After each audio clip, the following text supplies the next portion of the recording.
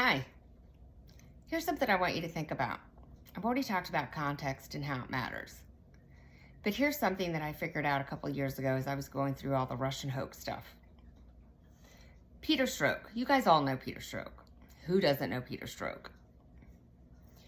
He was supposed to be one of our top FBI counterintelligence agents.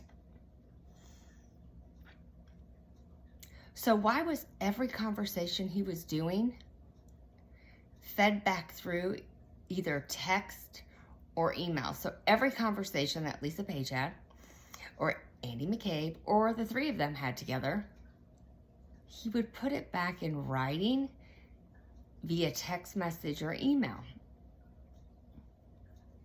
Think about that. Critically think. Why would he do that? And I once confronted him about that on Twitter, when I was on Twitter, and he blocked me instantly. Here's something else to think about, and it occurred to me when the FTX stuff hit. His wife, Melissa Hodgman, Hodgman, works for the Security and Exchange Commission. She's the director of Division of Enforcement. So FTX isn't really regulated because it's Bitcoin. But does she have anything to do with the investigation? Is she working on the investigation? Remember, there's no coincidences. Everything happens for a reason. And it shines when it needs to shine to us. But again, think about this. Everything that keeps coming out, all the stuff that keeps leaking. And again, I don't want them to prosecute Hunter yet. I don't want the Bidens to get, I don't want Biden, a geriatric in the basement dude, to give his son a pardon, or himself, or his friends, or his family.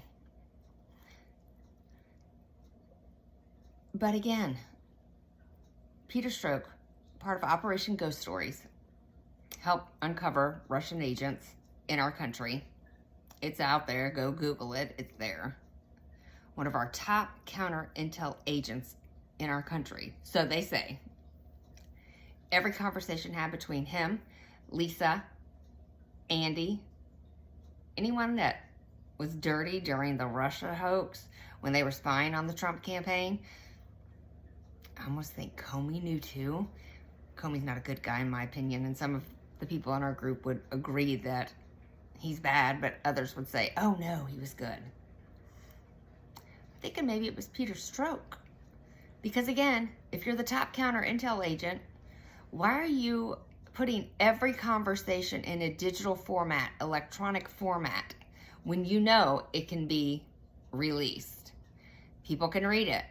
Like, I went for a full year reading those text messages, realizing, holy shit, I want to believe what you said in Andy's office. That was said by Lisa Page, not Peter Strzok. He was just repeating it, and he put it into context and in word format via email or text. I can't remember which one. There's so many text message and emails that were released. But if you're one of the best, why are you putting it in electronic format? Why are you putting it in text? You know it's going to be released. So is he one of the good guys? Is he trying to expose it? Because he's not a Democrat. And it says there in his emails and text messages, he's not a fan of the left. In fact, he thinks Hillary Clinton or Chelsea Clinton, she's ugly. I mean, I think all the president's daughters except Bush's were ugly, but that's my opinion. Part of my free speech. Don't come for me. I mean, you come for me, but you won't like me when I'm done because I'm really good at throat punching with my words. And now we've got the FTX blow up. And Peter Strzok's wife works for the Security and Exchange Commission, Melissa Hodgman, Director of Division of Enforcement. Just let that sink in. Think about the ties there, because there's no coincidences. Things come out when the weaponized agencies want us to know something and want us to uncover something. And some of us have gotten really good with digging and finding stuff. For example, which I'll do a video on George Papadopoulos who I don't think is a good guy. He's a plant and a grifter. But I'll cover that later. So Peter Strzok, back to him and his wife. Top counter intel agent, part of Operation Ghost Stories, which uncovered Russian assets, Russian spies in the United States. Supposed to be our top counter agent. Why is he putting all of the conversations that were had on the 7th floor in electronic format back? And now his wife works for the Securities and Exchange Commission, and FTX, the debacle there, and all the money that, you know, we sent to Ukraine, and Ukraine sent it to FTX, and FTX sent it to the Democrat Party. It's kind of like what Planned Parenthood does too. The federal government gives them money, and then the Planned Parenthood donates money back to the Democrats. Oh, the rabbit holes are deep. The ties are deep. So I always say, know who you're giving money to. And if all possible, try not to use your real name when you donate. Because they'll come for you. So, think about Peter Strzok. Think about his wife. Think about FTX. Think about the Securities and Exchange Commission. Think about the positions and think about what they've done in the past.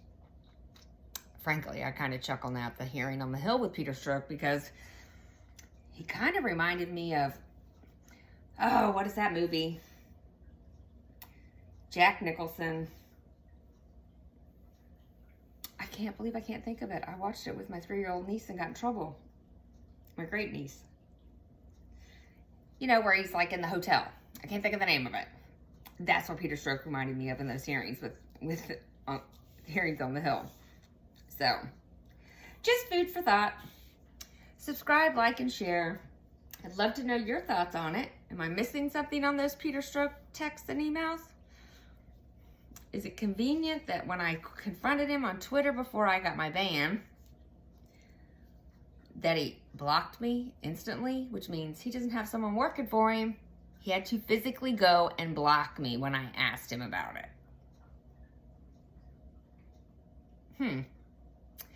Think about that. In any case, I hope you guys are having a great Monday. I hope you have a great Thanksgiving. I'm trying to put out some more content. Please like and subscribe and share the videos.